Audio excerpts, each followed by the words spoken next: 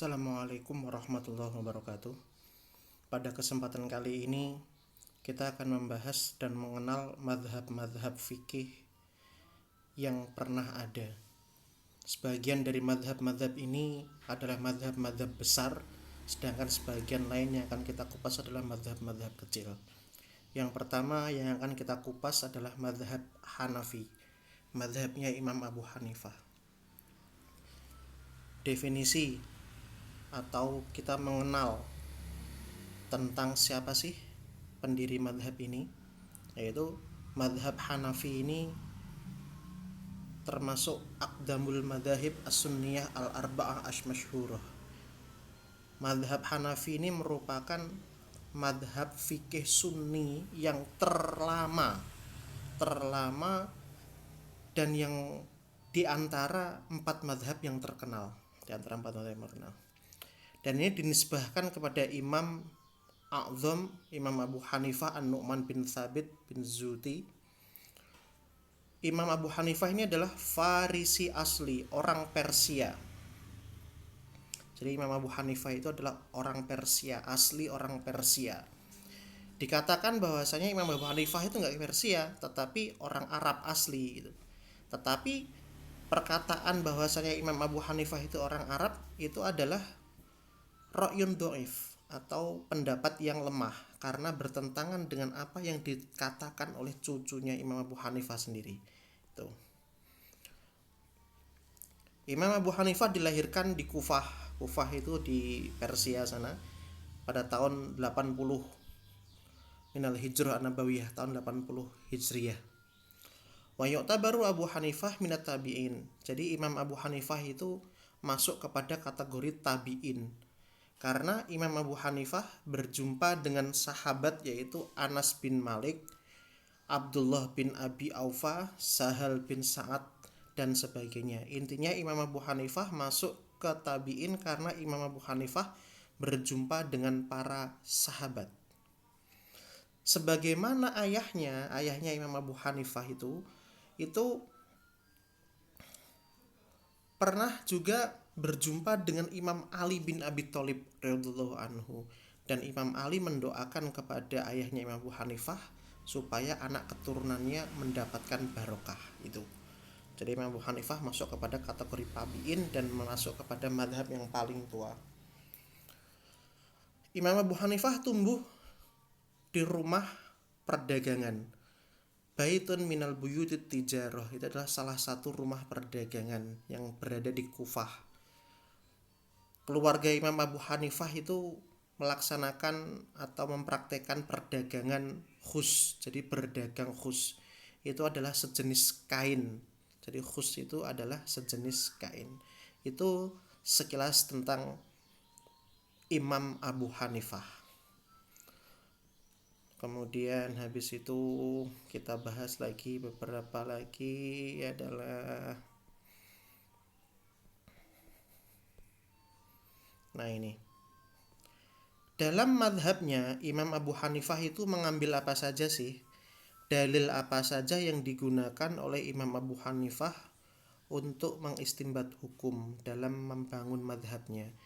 Yang pertama pasti adalah kitab, yaitu Al-Quran. Yang pertama pasti, mujtahid manapun pasti sumber pertamanya adalah Al-Quran pasti. Yang kedua adalah sunnah, hadis. Jadi Al-Quran dan juga hadis, Al-Quran dan sunnah. Yang ketiga adalah ijma. Yang ketiga adalah perkataan sahabat. Yang kelima, Imam Abu Hanifah juga mengamalkan qiyas. Apa itu qiyas, apa itu ijma sudah kita bahas di sebelum-sebelumnya. Ini yang paling penting ini. Imam Abu Hanifah itu paling banyak melaksanakan istihsan.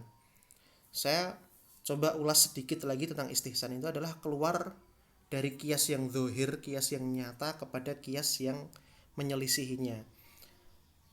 Karena ada maslahat yang lebih besar di situ. Maksudnya dia keluar dari qiyas, kemudian beralih kepada qiyas khofi atau qiyas yang tersembunyi. Karena di qiyas khofi tersebut terdapat maslahat yang lebih besar. Kalau pernah saya jelaskan di bab istihsan itu, contohnya adalah zakat fitrah atau zakat fitri. Zakat fitri itu asalnya kan gandum, kemudian habis itu kurma, pokoknya makanan-makanan pokok itulah. Nah ini kalau misalkan kurma, gandum dan sebagainya dikiaskan, cocoknya dikiaskan kalau di Indonesia itu berupa beras, cocoknya gitu. Tetapi Imam Abu Hanifah itu keluar dari kias yang sudah jelas ini menuju sesuatu yang lain, dan dia tapi membawa maslahat yang lebih besar, yaitu adalah uang. Jadi Imam Abu Hanifah memperbolehkan zakat fitrah menggunakan uang. Mengapa? Karena Imam Abu Hanifah melihat bahwasanya di dalam uang terdapat maslahat yang lebih besar daripada sekedar makanan pokok. Jadi gitu. Maksudnya kurma, gandum itu kalau dikiaskan seharusnya kiasnya itu ya beras itu seharusnya. Tapi beras ini kan kias dohir. Sementara istihsan itu dohir ya, kias dohir. Sementara kalau istihsan itu adalah keluar dari kias yang dohir menuju dalil lain yang lebih kuat. Sebenarnya uang nggak bisa dikiaskan dengan apa namanya, uang nggak bisa dikiaskan dengan beras, tapi Imam Abu Hanifah melihat ada maslahat yang lebih besar di situ, maka Imam Abu Hanifah memperbolehkan zakat fitri menggunakan uang. Ini istihsan. Kemudian habis itu urf, sudah kita bahas urf itu apa, adat kebiasaan banyak manusia. Itu adalah sumber-sumber hukum Imam Abu Hanifah.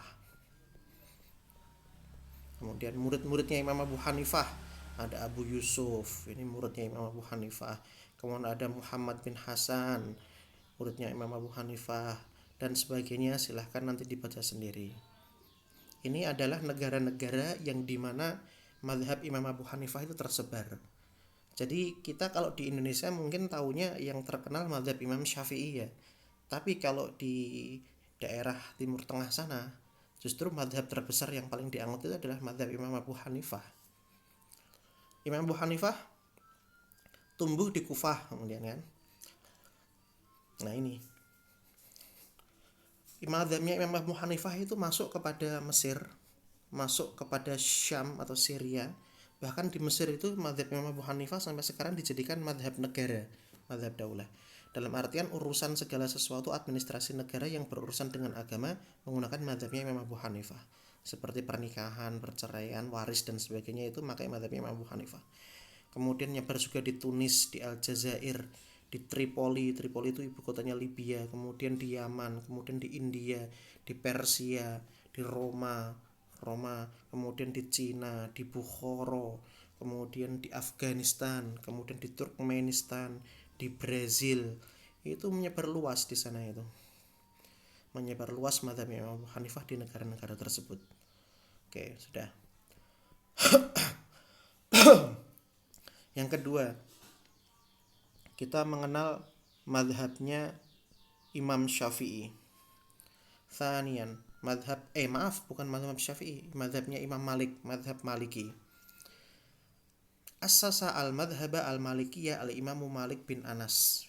Jadi mazhab Maliki itu diletakkan pondasinya oleh Imam Malik bin Anas bin Umar Ashabi, yang dilahirkan di Madinah pada tahun 93 Hijriah dari dua orang ayah ibu yang kedua-duanya adalah sukunya Arab. Fanasaba abihi yantahi ila qabilah di Asbah. Jadi nasabnya ayahnya itu berakhir di kabilah di Asbah ini, yaitu adalah sebuah kabilah yang berada di Yaman. Sementara ibunya itu kabilahnya kabilah Bani Asad, dan Jatuh al-A'la, kakeknya Imam Malik ini, Jatuh al-A'la, yaitu Abu Amir, itu merupakan seorang sahabat Nabi. Jadi kakeknya Imam Malik itu merupakan sahabat Nabi yang mulia. Syahida al-masyahid kullaha ma'an Nabi illa Badar. Ikut perang bersama Nabi, semua perang yang diikuti Nabi kecuali perang Badar. Perang Badar enggak ikut, yaitu kakeknya Imam Ali. Namun kakeknya yang lain, kakeknya Imam Malik itu adalah bagian dari Kibarut Tabi'in. Dari Kibarut Tabi'in. Kibarut Tabi'in itu adalah tabi'in yang besar, para besar. Kalau ini kan sahabat, kemudian ini tabi'in. Jadi ini adalah kakek buyut Kibar Jadul A'la itu kakek buyut, ini kakek biasa dari tabi'in itu. Itu kakeknya Imam Malik. Kalau kakek biasa ini, kalau tadi kan Jadul A'la kan kakek buyut, ini kakek biasa itu bahkan pernah mengantarkan Imam Utsman bin Affan itu ke kuburnya malam hari. Jadi ikut menggotong jenazahnya Utsman bin Affan untuk dikuburkan pada malam hari. Jadi kakeknya Imam Malik yang tinggi itu adalah sahabat Nabi, sementara kalau kakeknya yang adna itu adalah dari kibarut tabi'in, para tabi'in yang paling berpengaruh. Itu singkatnya Imam Malik.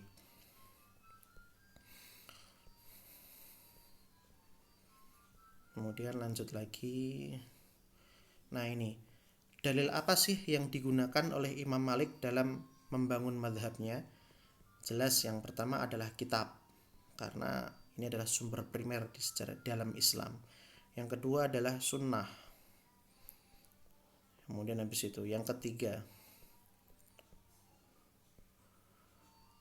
Nah ini, kalau tadi dalil Imam Abu Hanifah yang paling terkenal adalah istihsan ya. Tapi dalil lain yang paling terkenal menurut Imam Malik adalah amalu ahlil Madinah, perbuatan para penduduk Madinah. Mengapa penduduk Madinah itu perbuatannya bisa dijadikan dalil? Karena Rasulullah hidup di situ, dan saat Imam Malik masih hidup, Imam Malik yakin bahwasanya apa yang dilakukan oleh penduduk Madinah itu adalah apa yang dilakukan para penduduk di zamannya Nabi. Maka perbuatan para ahlul Madinah itu bisa digunakan sebagai dalil menurut Imam Syafi'i. Kemudian habis itu adalah fatwa para sahabat. Kemudian adalah qiyas, maslahah mursalah, dan juga istihsan.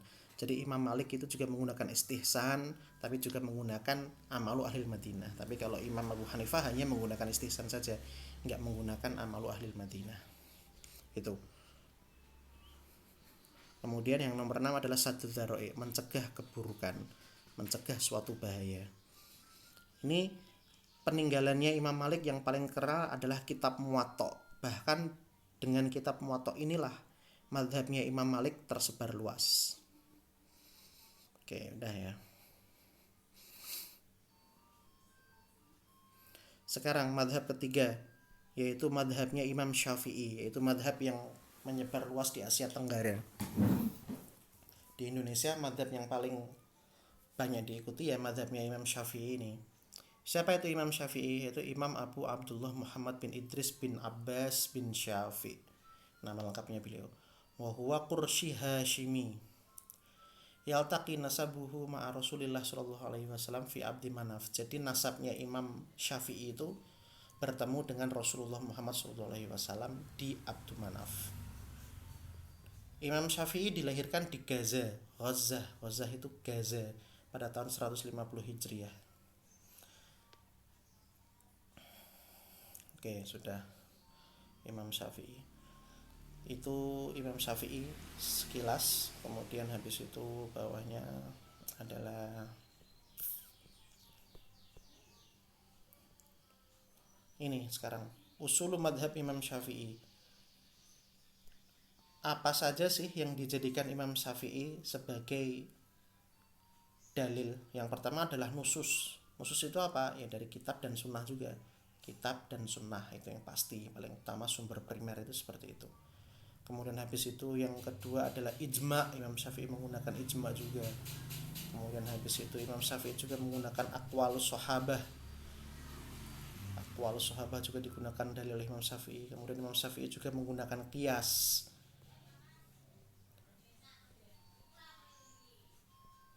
Kemudian sudah. Nah, kalau kita perhatikan ada perbedaan antara Imam Syafi'i dengan Imam Abu Hanifah dan Imam Malik. Perbedaan pertama, Imam Syafi'i tidak menggunakan istihsan. Imam Syafi'i tidak menggunakan istihsan. Dan Imam Syafi'i juga tidak menggunakan amalu ahlil Madinah. Nah ini. Jadi tiga perbedaan antara Imam Syafi'i, Imam Malik sama Imam Abu Hanifah. Imam Syafi'i nggak pakai istihsan, nggak pakai amalu ahlil Madinah. Tapi kalau Imam Abu Hanifah memakai istihsan, kalau Imam Malik menggunakan amalu ahlil Madinah itu.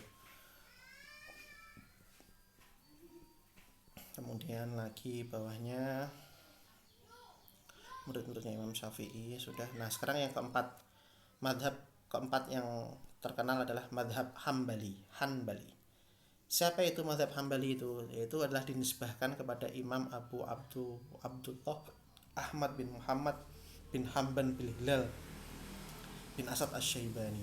Dilahirkan di Baghdad tahun 163 Hijriah. Jadi kalau Imam Abu Hanifah di Persia, Kufah, Imam Malik di Madinah, Imam Syafi'i di Gaza, sementara kalau Imam Hambali itu di Baghdad, Irak. Dan meninggal pada tahun berapa ini? 241 atau berapa ini? Kok nggak jelas ini angkanya ini. Oke, dah. Itu Imam Ahmad bin Hambal.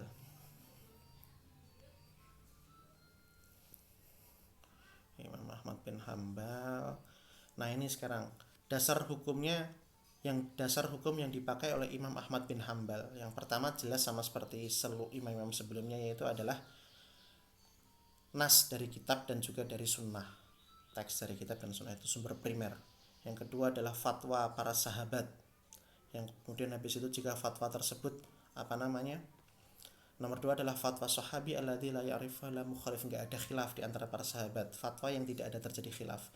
Jika fatwa tersebut ada khilaf, maka kembali kepada Al-Quran dan Sunnah. Kemudian habis itu nomor 4, al-akhdhu bil hadits al-mursal. Jadi Imam Ahmad itu juga menggunakan dalil hadis mursal. Hadis mursal itu apa? Hadis yang sanadnya terpotong di sahabat. Jadi tabi'in yang tidak pernah berjumpa dengan sahabat, tapi tabi'in tersebut langsung berkata qala Rasulullah. Imam Ahmad menggunakan hadis tersebut dengan alasan kalau sanadnya terputus di sahabat, kalau sanad itu terputus di sahabat, maka hadis itu tetap dianggap sahih. Karena kenapa? Semua sahabat itu adalah adil dan terpercaya, tidak ada sahabat yang pembohong. Itu menurut beberapa pendapat yang bisa menjadikan hadis mursal sebagai dalil.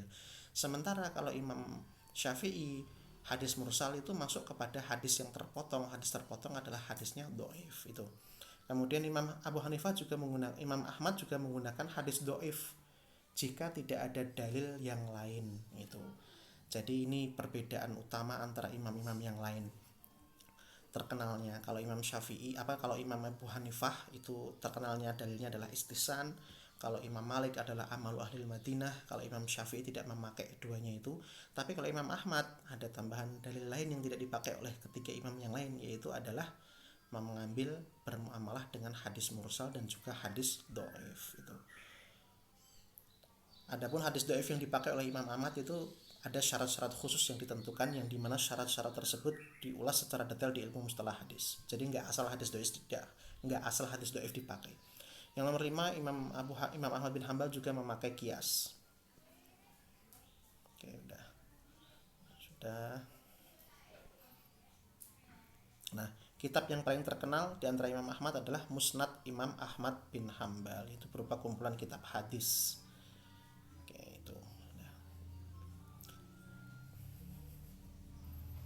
Kemudian berikutnya mana lagi ini? Ini paling panjang pembahasan tentang mazhab fikih ini. Murid-muridnya. Mazhab Hambali masih mazhab. Nah, sekarang khomisan, madhab Dzohiri. Ini madhab yang jarang kita kenal sekarang, kan kita kulas detail. Madhab Dzohiri, kita mungkin jarang mengenal ini, karena kita kenalnya madhab itu ya madhab arba'ah itu.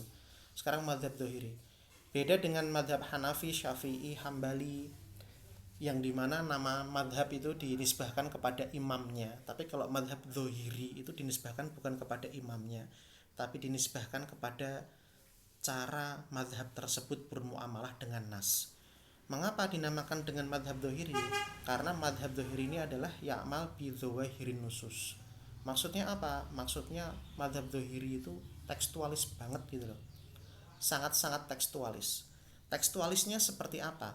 Tekstualisnya seperti ini. Di dalam Al-Quran kita tahu bahwasanya daging babi itu haram kan? Karena ada ayat Al-Quran yang secara jelas berbunyi hurrimat alaikumul maitata waddama walahmal khinzir. Disebutkan di situ adalah daging babi, daging babi. Nah, madhab dzohiri ini dia itu sangat tekstualis sekali. Tekstualis dalam artian apa? Yang diharamkan di Al-Quran itu daging, gitu loh. Secara jelas disebutkan daging. Maka kalau selain dagingnya babi maka halal. Contohnya apa? Contohnya adalah gajihnya babi, kemudian habis itu minyak babi. Menurut madhab dzohiri halal. Mengapa? Karena yang disebutkan di dalam teksnya itu adalah lahmal khinzir, dagingnya babi, bukan lemaknya babi, bukan minyaknya babi. Ini madhab dzohiri. Jadi dzohiri itu, dzawahirun nusus itu adalah tekstualis banget.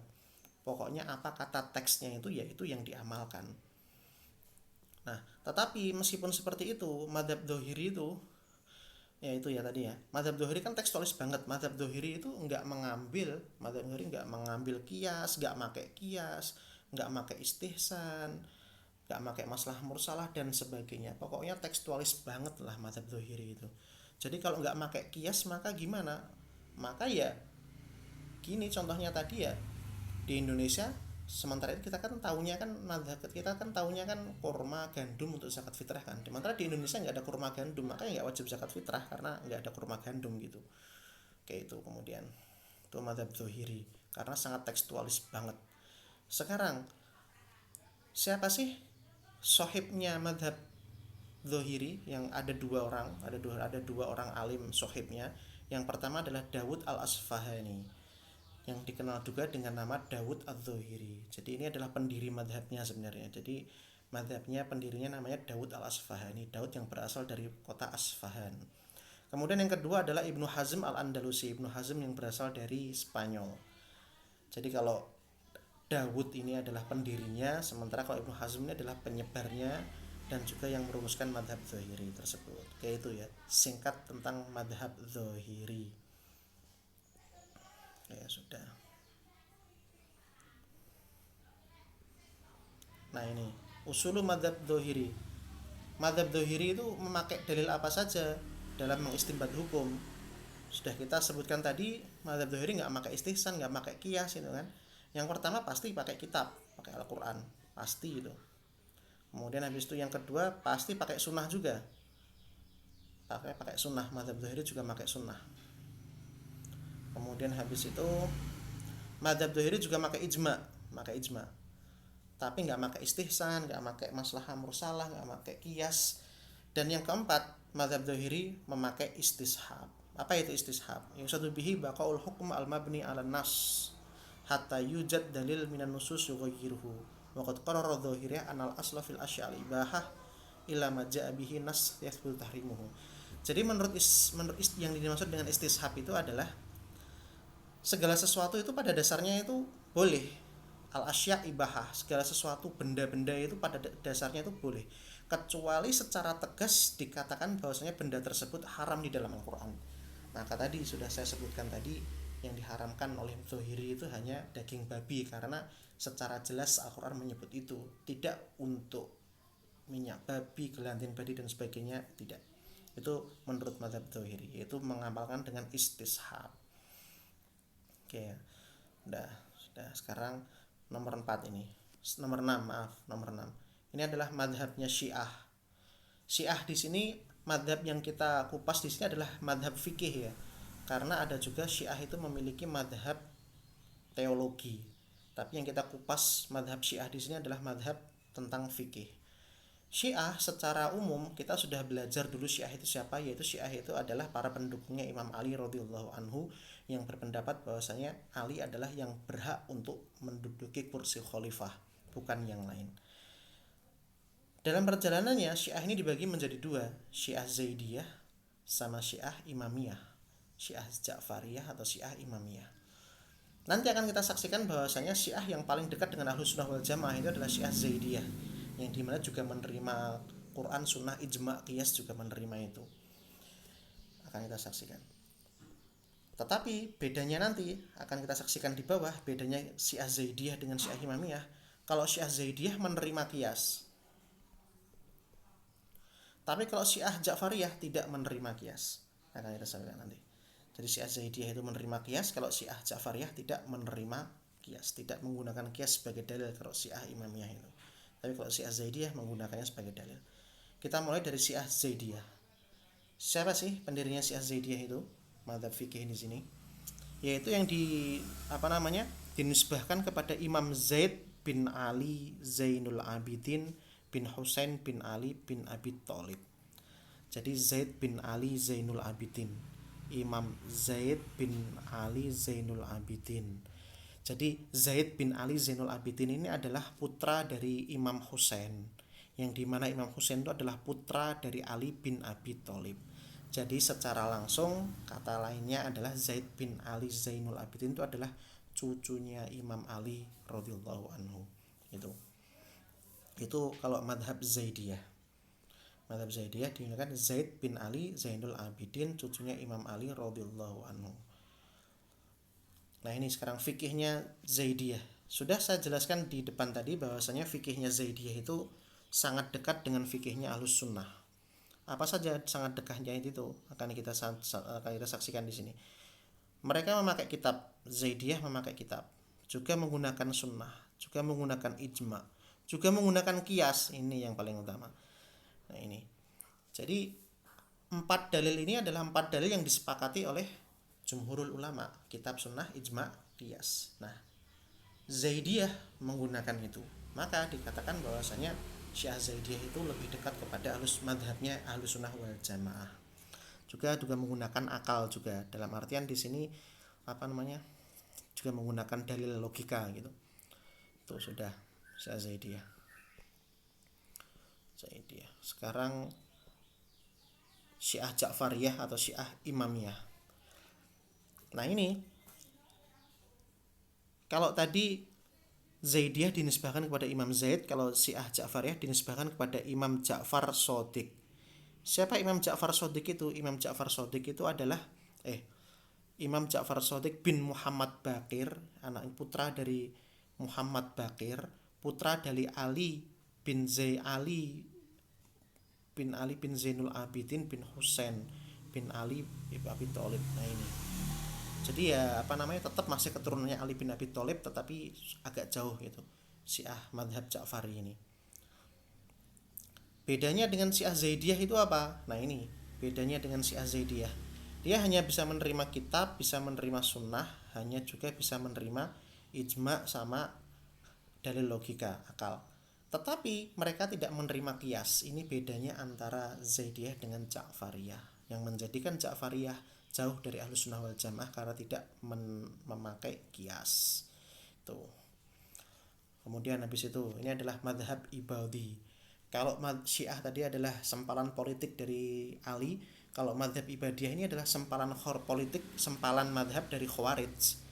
Jadi kalau Zaidiyah itu adalah lebih, meskipun Syiah tapi lebih dekat kepada Ahlus Sunnah, sementara kalau Ibadiyah itu meskipun dia Khawarij tapi lebih dekat kepada Ahlus Sunnah gitu kan. Sebenarnya dia adalah Khawarij gitu. Ini adalah akrobu firqil Khawarij, firqah Khawarij yang paling dekat kepada jamaah Islamiyah atau kepada jumhurul muslimin. Itu. Sekarang ta'rifu bi sahibil madhab. Siapa sih Imam Ibadiyah, madhab Ibadiyah itu? Itu dinisbahkan kepada Abdullah bin Ibad At-Tamimi yang meninggal pada tahun 86 Hijriah di masa Khalifah Umayyah Abdul Malik bin Marwan. Itu madhab Ibadiyah dinisbahkan kepada beliau ini. Sekarang usulnya madhab Ibadiyah itu apa saja, atau dalil-dalil apa saja yang digunakan dalam madhab Ibadiyah? Yang pertama adalah kitab, yang kedua adalah sunnah, jelas itu kitab sunnah pasti dipakai, kemudian memakai ijma dan juga memakai kias. 4 dalil ini disepakati oleh jumhurul muslimin dan juga Ahlus Sunnah wal Jamaah. Oleh sebab itu meskipun madhab Ibadiyah itu adalah sempalan dari Khawarij, tetapi dia itu lebih dekat kepada Ahlus Sunnah wal Jamaah dan jauh dari kerusakan. Oke, itu ya. Udah. Sekarang madhab yang lain, madhab kecil yang lain yang mungkin kita baru dengar kali ini. Siapa saja itu madhab-madhabnya? Yang pertama adalah madhab Imam Auza'i. Imam Auza'i itu adalah Imam Abdurrahman bin Amru bin min Qaryatil Auza' di Damaskus. Jadi beliau ini madhab yang terkenal di Damaskus. Itu madhab Auza'i itu gitu, dari Damaskus. Kemudian madhab Hasan al-Basri. Siapa itu beliau itu? Huwa Hasan bin Yasar al-Basri maula Zaid bin Thabit. Ruwiya katsiran minas sahabah wa tabi'in wa kana faqihan muhadditsan thiqah wa imam jami'an. Ini kalau kita perhatikan madhab Hasan al-Basri ini adalah madhabnya ini. Hasan al-Basri ini masuk kepada kategori entah sahabat atau tabi'in ya. Oke, dan itu madhab Hasan al-Basri. Kemudian habis itu madhabnya Imam Malaith. Madhab Imam Malaith ini juga terkenal ini. Bahkan nanti ada statement yang sangat mencengangkan. Menurut Imam Syafi'i, Imam Malaith itu lebih faqih daripada Imam Malik. Hanya saja murid-muridnya tidak menyebarkan madhabnya gitu. Ini madhab Imam Lais itu terkenal di Mesir pada tahun 94 Hijriah, meninggal pada tahun 175 Hijriah itu. Jadi kalau madhab Imam Lais terkenalnya di Mesir. Dan Imam Lais ini sering banget murosalat. Murosalat itu sering kirim-kiriman tulisan, kirim-kiriman surat kepada Imam Malik yang isinya itu debat bersama Imam Malik dalam beberapa ro'yun-ro'yun beliau. Bahkan Imam Syafi'i bilang, Al-Laits bin Sa'ad afqah min Malik ila ana ashabuhu lam yaqumu bihi. Maksudnya adalah seperti yang saya jelaskan tadi, sebenarnya menurut Imam Syafi'i, Imam Laits itu adalah lebih faqih daripada Imam Malik, hanya saja murid-muridnya kurang menyebarkan madhabnya itu. Jadi Imam Laits itu terkenal dengan surat menyurat yang dimana surat menyurat tersebut itu berisi perdebatan dengan Imam Malik radhiyallahu anhu. Kemudian ada madhab Sufyan ats-Tsauri. Siapa itu Sufyan ats-Tsauri? Dia adalah Sufyan bin Sa'ad ats-Tsauri, dilahirkan di Kufah tahun 97 Hijriah, meninggal pada di Basrah tahun 161 Hijriah. Itu Sufyan ats-Tsauri. Kemudian ada lagi madhab Ibnu Jarir at-Tabari. Siapa itu Ibnu Jarir at-Tabari? Itu Abu Ja'far Muhammad bin Jarir at-Tabari, dilahirkan di Taberistan.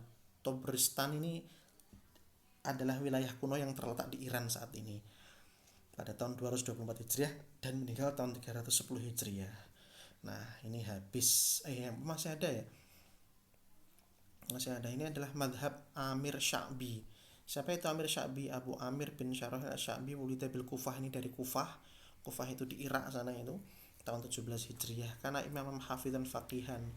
Ruwiya an Ali wa Abi Hurairah, juga meriwayatkan dari Imam Ali dan Abi Hurairah dan Ibnu Abbas dan Aisyah wa ghairuhum. Wa huwa min syuyukhi Abi Hanifah. Bahkan ini imam madhab Amir Sya'bi ini adalah gurunya Imam Abu Hanifah, yang dimana Imam Abu Hanifah itu adalah justru madhab yang paling lama madhab paling lama, yang terkenal, yang paling lama. Sekian, terima kasih. Dengan ini tafsir Ayatul Ahkam, dengan ini tarikh tasyri' Islam habis. Semoga bermanfaat. Terima kasih. Selamat ujian bagi adik-adik yang di Mesir. Semoga mendapatkan hasil yang memuaskan. Semoga penjelasan saya membantu. Terima kasih. Wassalamualaikum warahmatullahi wabarakatuh.